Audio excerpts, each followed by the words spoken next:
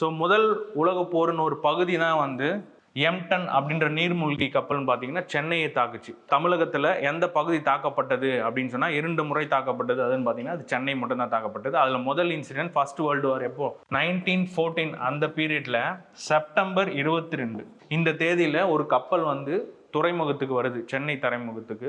இந்த நைட்டு நின்னமனே ஒரு 6 மணி நேரம் குண்டு மழை பொழியுது. ஸோ அதுக்கு ஒரு தமிழர் உதவியதாக வந்து யார் சொல்லியிருப்பான்னா, இந்த நீர்மூழ்கிய கப்பலை இயக்கி வந்திருப்பார் இல்லையா முல்லர்ன்னு சொல்லிட்டு, அவரோட சுயசரிதில் எழுதியிருப்பார், எனக்கு ஒரு தமிழர் வந்து உதவி செஞ்சார். ஸோ அதை வச்சு தான் நாங்கள் வந்து இந்த டேட்டை ஃபிக்ஸ் பண்ணி டைம் ஃபிக்ஸ் பண்ணி நாங்கள் வந்து என்ன பண்ணோம், இங்கே வந்து நாங்கள் அந்த தாக்குதலை நடத்தணும். ஸோ அந்த தமிழர் யாருன்னு சொல்கிறாங்க, டாக்டர் செண்பகராமன் பிள்ளை. ஸோ ஒரு வரலாற்று ஆசிரியர்கள் இவர் தான் அப்படின்னு சொல்கிறாங்க.